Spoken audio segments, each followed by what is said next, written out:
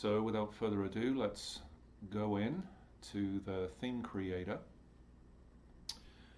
and the changes really kind of revolve around imaging. So what we've got going on here, if you notice in the background, the fan art is cycling. So let's just focus on the wallpaper for now. And this is just an image UI element, but I've added additional properties. So the image to display, I've added a new option, folder content. And here you just select the folder. The folders with a prefix of LB is Launchbox. So you can select platform related folders here. And I've currently got it set to fan art background. I've got it on a delay. You notice that I have another radio button here for key press. I've discussed this enhancement with Jason Carr of BigBox, and I've expressed my need for a custom key that can be assigned within BigBox, and when pressed, or at least once assigned and once pressed, it will essentially send out a trigger. I wish to use such a trigger to cycle through images.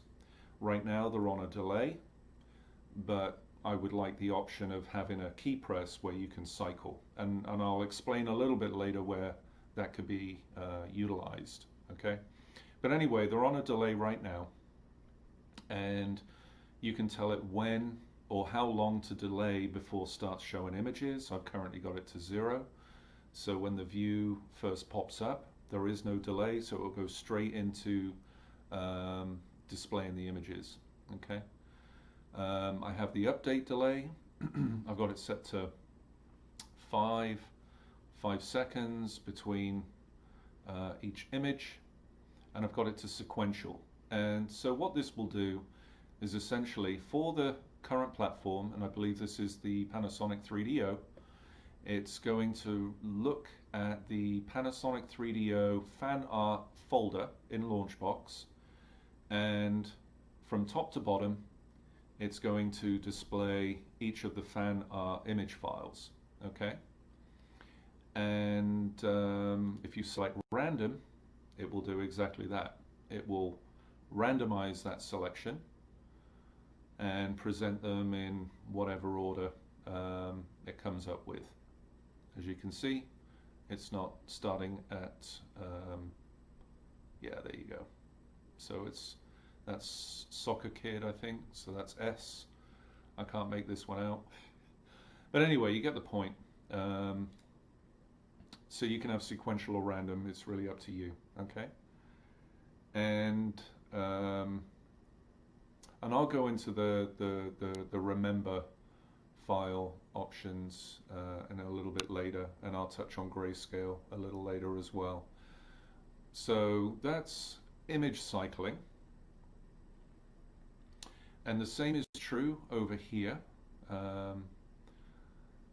What I've done is same, whoops, I'm sorry, that's the glass effect. Let's see, that's the glass effect, that's this one. So over here, this image, which is also in a opacity mass, so it's circular. I've got this on a cycle as well, and this is doing random, again, every 5 seconds, and this is using the Panasonic game selection image folder from Launchbox. Okay, now I've also added 2 animation sequences here, which are only applicable if you choose this folder content option. Okay, so what this will allow is, as the program behind the scenes is selecting a new image or a new video or a new animated GIF. While it's figuring out that selection, it will cause this animation trigger to trigger, and what I have this set to right now is basically fade out, and then once it's committed to displaying the new selection, so once content's selected, it will fade in. So that way you can transition these sequential or random images nicely. And I've got it set to an opacity, so you've got a fade out, fade in. But you can do whatever you want. You can have it move or scale or whatever you want it to do. But I wanted, in this case, I want it to fade out, fade in. All right. And then over here, let's see, I have this one set to, well, that's glass, it's this one. Okay.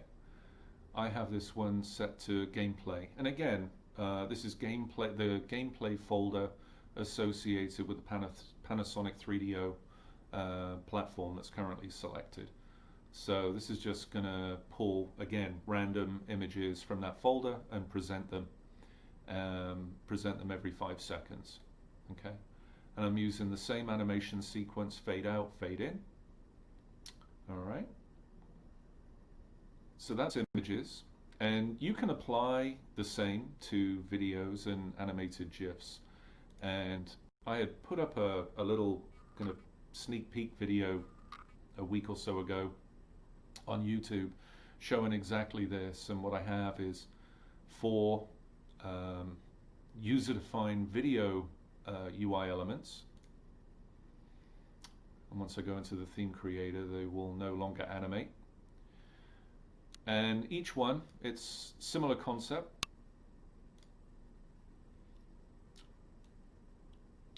I've got it set to game videos, and again, we're currently on the Panasonic 3DO.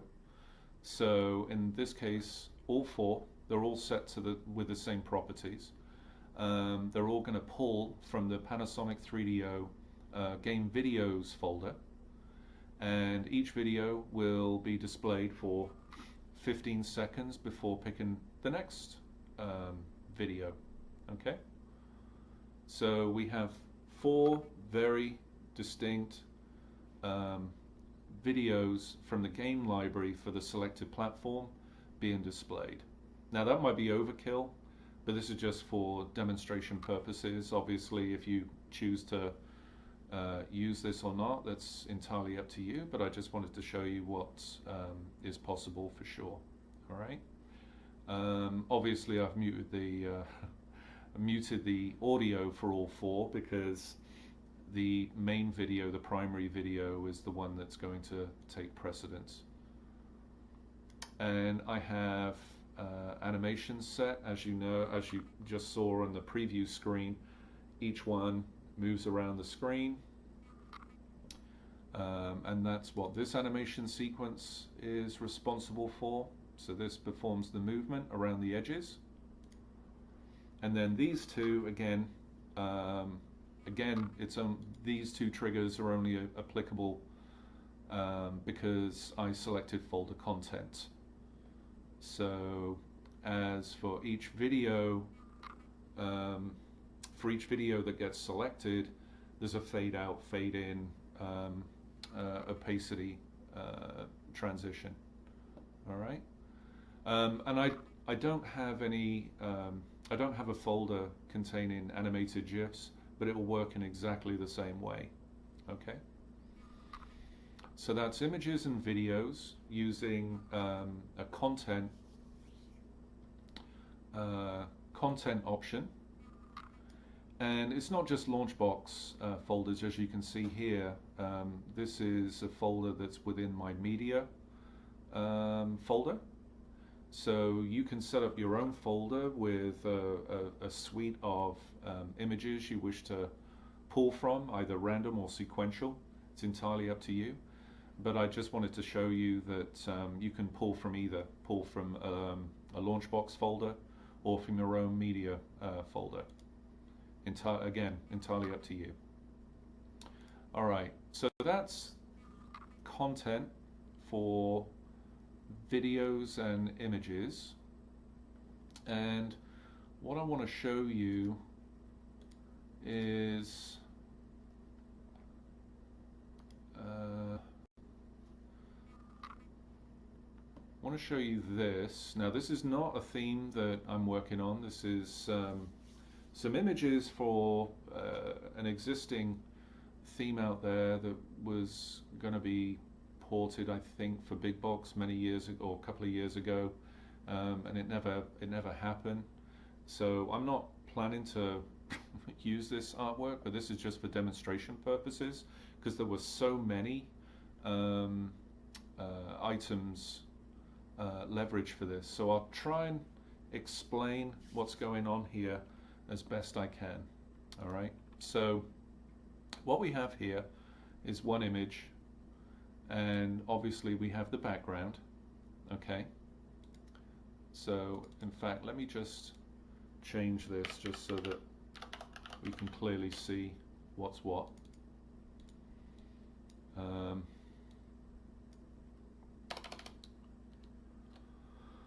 Oh, I don't know what to call this. I'll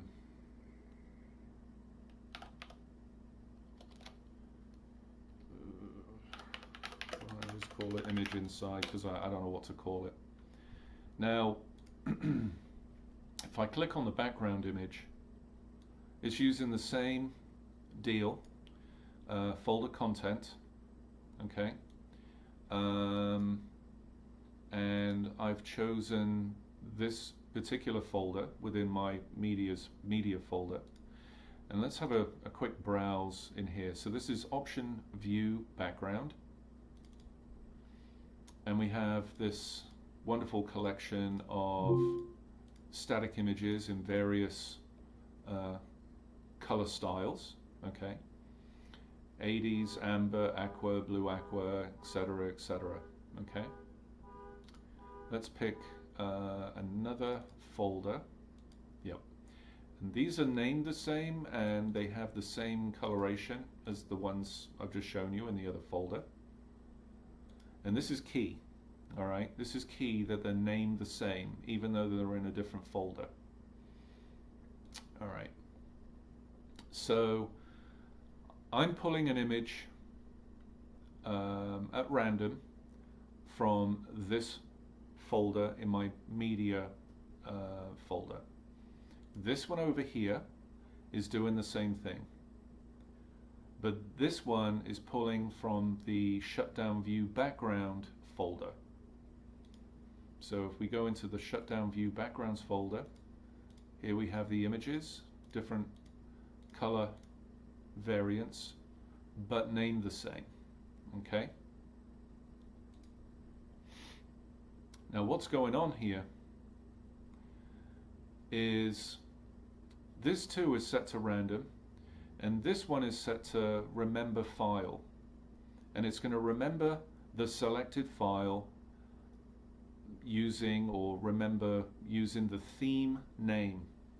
Okay, so what this means is, as the file name is being selected, it is being saved off, and as it's being saved off, all the other images or GIFs or videos that are also set to remember and remember by theme, they're looking for a change of file name. And as the file name changes, in this case every 10 seconds, it will update and trigger all the other UI elements that are looking for this change. Okay, now remember, I've got this set on a delay, but if you can imagine what this would do on a key press, it would work exactly the same way.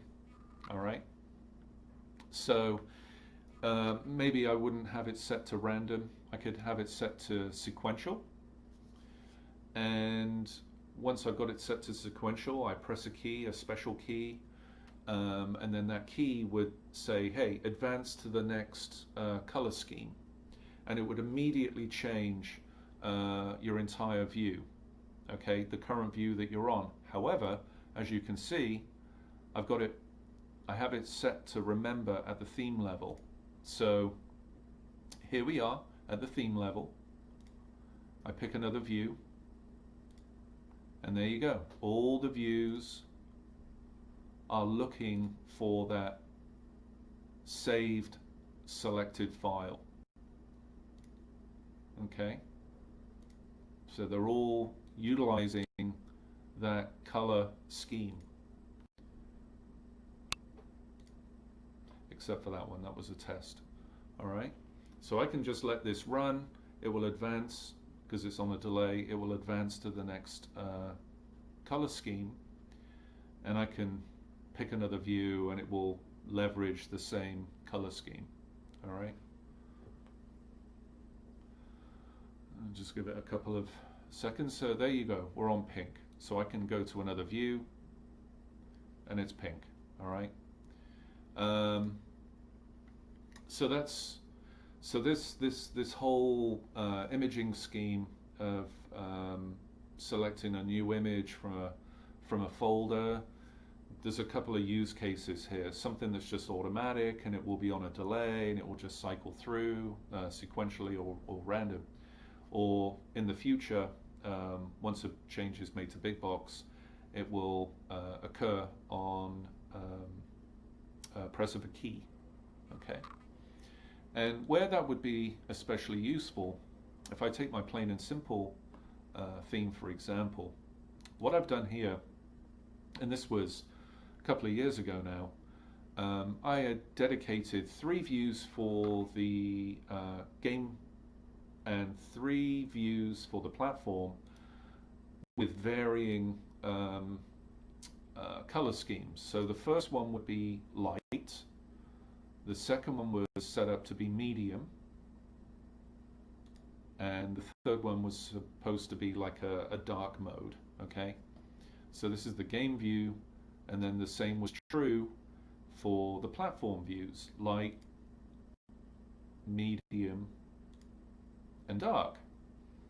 And that's all well and good for game and platform views. However, you cannot apply the same trick to the system options and the text filters views for both platform and game. So in this case, what I did for the filter views for both game and platform, and for the system options, I just locked them in using a medium color scheme.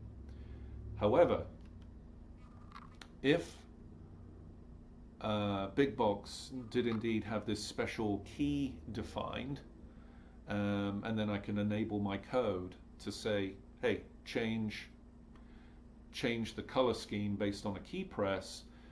What that would allow me to do is I could have these 3 color schemes defined in a folder, and as you press the key, it would change the setting for the entire theme. So I wouldn't need 3 views for game and 3 views for platform. I could just have 1 for game and 1 for platform. And as you press the key, it would cycle from light to medium to dark mode. And it would also apply to the system options and the text filters view for both platform and game. So you would have this unified look and feel within your theme. So that's what I'm looking at having implemented when, as and when BigBox is modified to allow for this custom key press. I think that would be quite cool. I've seen a couple of themes out there that are leveraging, you know, a light mode, dark mode, and by having such a technique available here would mean that you would not have to develop 2 separate themes, or you wouldn't have to develop two different types of view within the same theme to give this alternating light dark mode. Okay, so so I think there's some huge benefits to that. All right, so I hope I've explained myself well enough in this, and if not, feel free to shoot me some comments or questions and what have you, and if I haven't done a decent enough job of explaining how this works, then I can always do a follow-up video using your questions. So we're not quite done. So let me see. I think, was there a test? Or maybe I just used this one. So I want a game view. You know what? I can use the text filters view. Actually, I want a fresh theme for this. So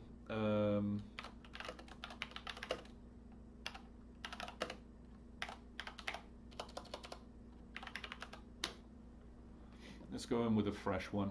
So we're in the text filters view. Let's go into the text games view, and what we're going to do here, actually, let me select a different platform, something with a little bit more interesting fan art to be displayed. So I'll use the GameCube, and I'll go in.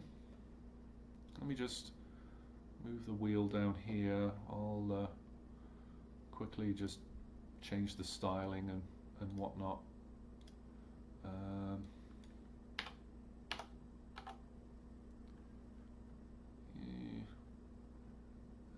Let's change the font a little bit.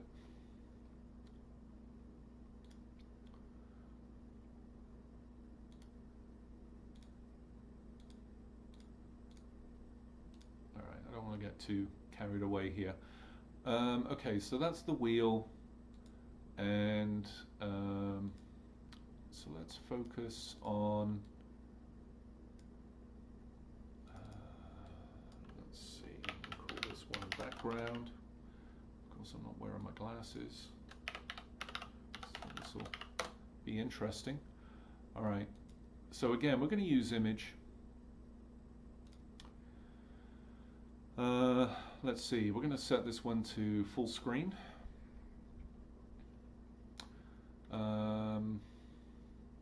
We're not going to use folder content. I think I've explained that one enough. We'll go to metadata, and I want to use game. I wanted to use fan art.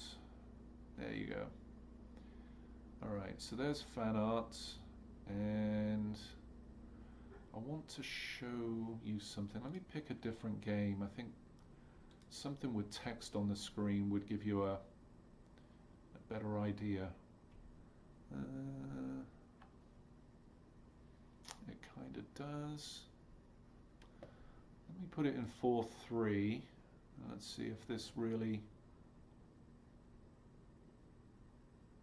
Yeah, this might actually be a very good demonstration. So as you can see, I've placed the theme in a 4:3 mode, and the image here is stopping at this position. Okay, yeah, I think this is a good example.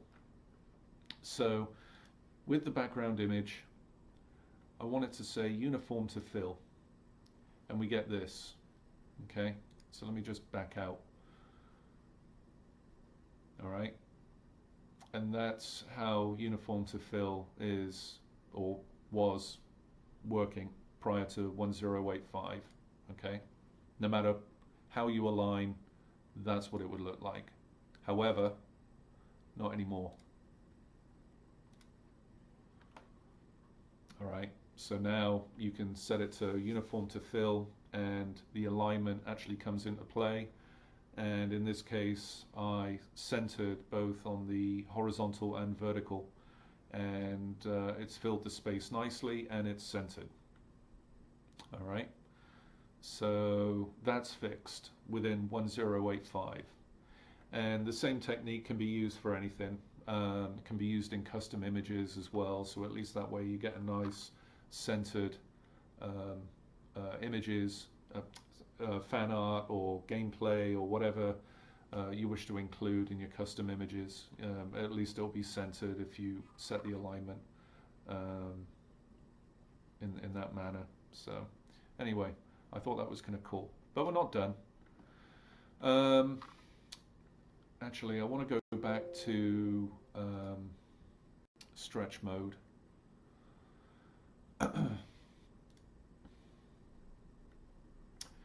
And what I want to do with the background image is use this new property, grayscale.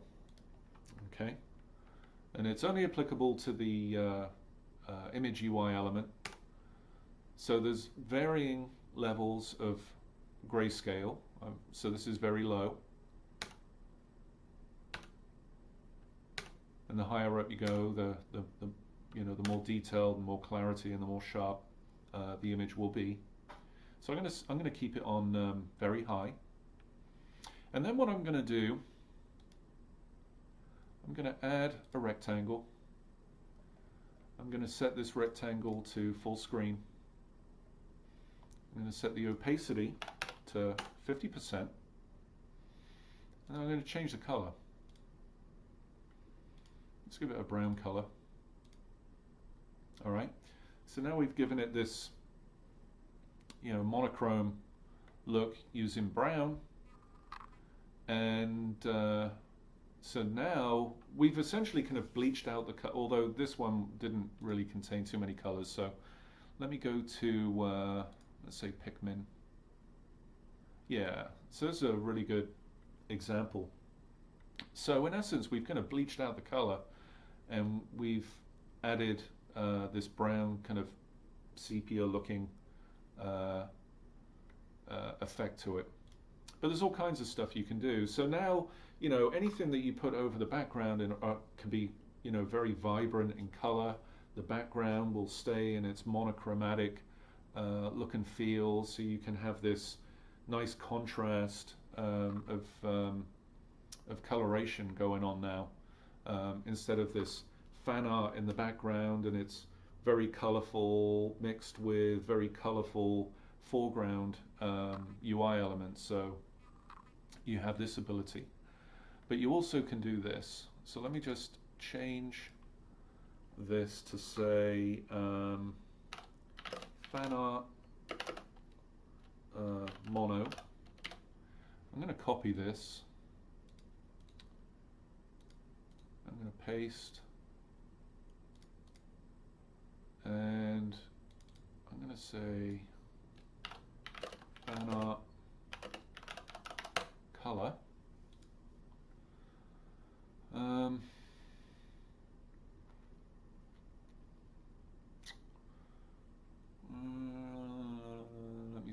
Let me see. Oh yeah, so color.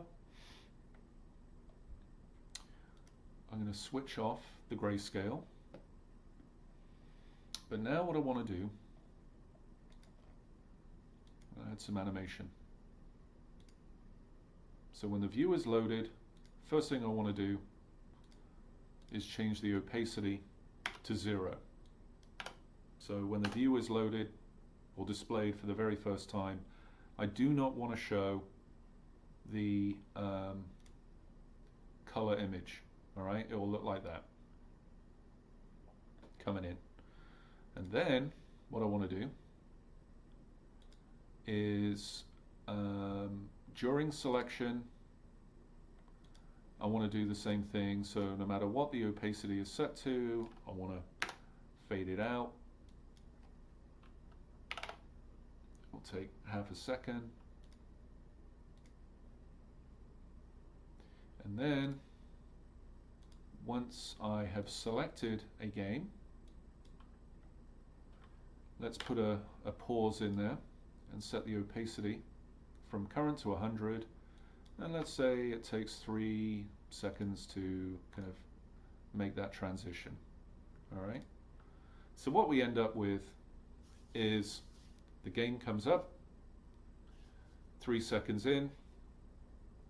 Now the colored version of that image is faded in. And then as I select a different game, they're in the monochromatic look. 3 seconds in, the color variant fades in. All right. Now obviously it's clashing with the wheel here. But I just wanted to kind of demonstrate that, you know, you can give the appearance of an image going from a black and white or a, you know, a sepia kind of look into a full-blown color image very easily. It's entirely up to you. But again, I really like the monochromatic look because, like I said, it makes the foreground UI elements really kind of pop. As you can see here, the text wheel looks, even without any frame or anything like that for the wheel, it really does stand out against the background. It looks really cool. Yeah. But anyway, so those are the changes for 1085. Like I said, it really kind of revolves around the image side of things, image, animated GIF, and user-defined video. You have the new property for folder content, so you can cycle through images, GIFs, GIFs, and videos, depending on the element, and they can be sequential, or they can be random, and then in the future it will be, you will have the option of saying advance when a key is pressed, so I think that would be kind of cool. And then you can save those settings, so you can essentially sync all your UI elements using the same save value, so that the file name is shared across all those UI elements that have been set up to save the settings. As one is updated, it synchronizes with all the other UI elements. So that's kind of cool. And then we have this, so you can grayscale your image UI element and apply you know, a sepia look and feel to it too, if you want to do that very simply by adding a rectangle. So yeah, that's pretty much it for this build. You know, there were, like I said, there was one fix, and that was to fix the alignment when you set an image to UniformToFill. And I figured, why not? I'm dealing with images, so I should really fix that. I should really address it. And I think it looks great. But that's it. So it looks okay so far, so good. No issues. I was playing around with this in both view mode and custom image creation last night. It was working well, so let me know if you experience any issues once I've got this up on the forum, and I will address it quickly. But if not, I'm going to be working on the next true new build. And over the coming weeks, I'll give you sneak peeks into the progress on that one, which is going to be very interesting to code. But until then, have fun with this. Have fun with this particular release, and feel free. Let me know. You know, what's good, what's bad. Hopefully, I don't hear anything back saying what's not working. But until then, take care of yourselves, and if I don't hear from you, then I'll be putting out another video in a couple of weeks' time. All right, take care.